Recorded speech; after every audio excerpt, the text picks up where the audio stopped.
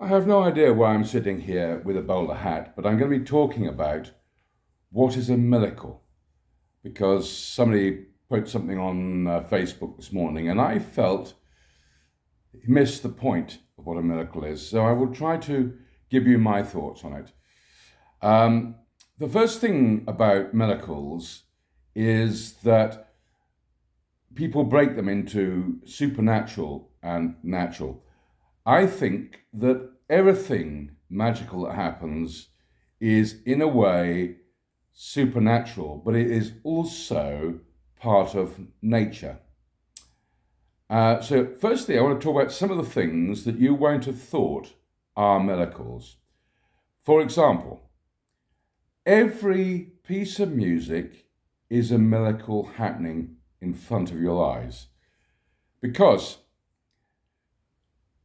I've experienced this many times. I remember once I was driving down or up the motorway, up the M1, with my partner, and at a certain point, as if I'd crossed an invisible line or run into the lottery finger that used to point at everybody who was going to win, into my head came these lyrics, like they were being dictated.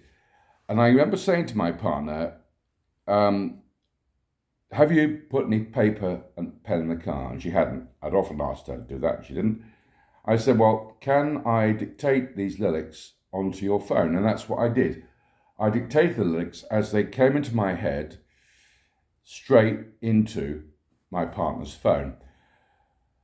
Now, how is that a miracle? Well, when you put the pieces together that meant that at that moment it happened, that's what creates a miracle, because I was on my way to a Sikh wedding in Leicester, to which I'd been invited by a client who I had dealt with for about a year. And that, before you starts to stretch what is natural. But then to be driving down the M1 and suddenly have lyrics coming into my head as though dictated suggests that if you have heard of a theorem called Occam's razor, which is a philosophical concept, Occam's razor states that if many possibilities exist, the most obvious one is likely to be right, which is that if words are coming into my head like they've been dictated, that is probably exactly what is happening, wherever they're being dictated from. Therefore, that is a miracle. And every time I've created a piece of music, I've come into my room and I've sat down at that particular moment with a strong feeling that I'm going to create something, and that's exactly what's happened.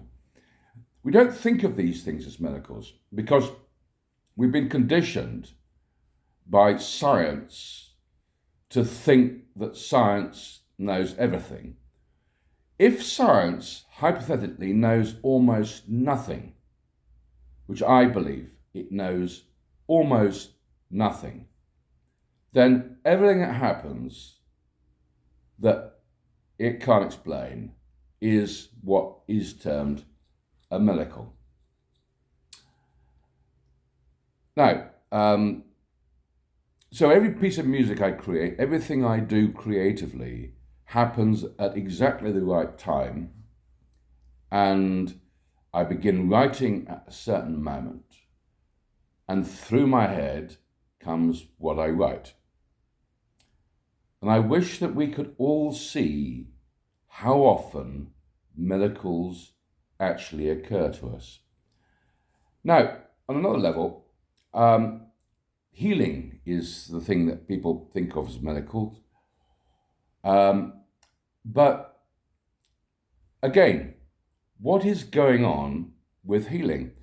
You see, again, I worked with a girl of 20 about 20 odd years ago. And I worked with her because she had been diagnosed with a brain tumour that she was told would kill her within a fortnight. Now, to put the pieces of the miracle together, before any of that happened, I invited her father to come on a creativity weekend with me at my house. And for the first time in his life, he wrote a song here. And the words were very powerful because they were about what he gained and lost from having children. And we recorded it. There's a TV crew happened to be here at that particular time, but it didn't go into the documentary for whatever reason that they were working on. But a few weeks after the Creativity Weekend, the guy who wrote that song on the weekend rang me and told me his daughter had been diagnosed with a brain tumour, and she was 20 years old. And I remember talking to him and saying, "You're telling me this because you're going to go down the conventional route, but if that doesn't work as you hope, then you'll ask me to help. Is that right?" And he pretty much said this. So he decided to go down the conventional route. And for 8 months, him and his daughter went through chemotherapy and all the stuff that you go through to deal with cancer, which it was. And in early December of the same year, which is 2003, he rang me again in a real state.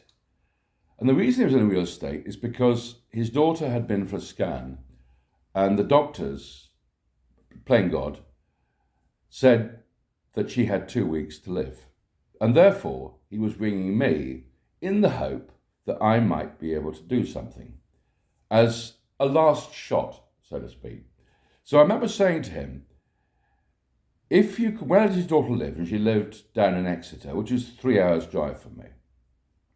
I said, "Will you ring your daughter, have a word and say I can come down to her right now as long as she says yes?" And he rang back 5 minutes later and she said yes to me going down. So I went down to Exeter. When I got to the front door of her flat and she opened it, the first thing that struck me was that she was completely bored. She'd lost all of her hair. And before I even went in, I said, "Would you like to do something for me before I come in? Because I want you to see what I'm seeing looking at you rather than what you will see in the mirror, because all the people around you have said how terrible it is you've lost your hair." So I said, "Go in the bathroom and look at yourself until you can see what I'm seeing standing right here." So I waited in the doorway of a room whilst she went into the bathroom, and she was there for quite a long time. And then she came out with a big smile on her face, whereas when I first arrived, that smile wasn't there. And I said, "What did you see?" And she said, "I can see my future self in Star Trek, looking beautiful and alive." I said, "Good, you see what I see. But when I arrived, all the people who said to you, how sad you must be to have lost your hair, who were only noticing that you'd lost your hair and not noticing the beauty that had appeared as a result of losing it." So we went in and then had an amazing chat for 3 hours. Her fiancé was there, obviously in quite a state, because he'd now been told that before he even got married, his wife was going to die. And we had an amazing conversation. Just a conversation. I in the past, I have put my hands on people, but I've learned that isn't the way to do these things.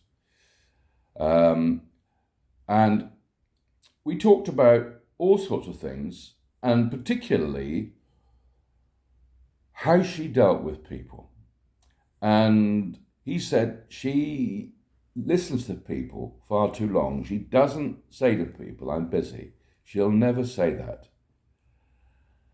And I remember saying to her that because you've been told that you have 2 weeks to live, every bit of your energy now must be used in the right way. None of it must be given away indiscriminately. So I want to teach you how to tell people to leave you so that your body can recover. And what I said to her was, if you're with somebody and you're beginning to feel even slightly tired, you must, firstly, politely ask whoever's with you if they wouldn't mind leaving. And it's important that you do that almost instantly when you feel tired, because from that point on, that person is vampiring your energy. And that's the energy you need to deal with your brain tumor. So I said, can you do that? She said, yes, I'll try and do it. I said to her fiancé, I said, if the person she has asked to leave has not got up and left without continuing to talk another word, after 30 seconds, I would like you to say this.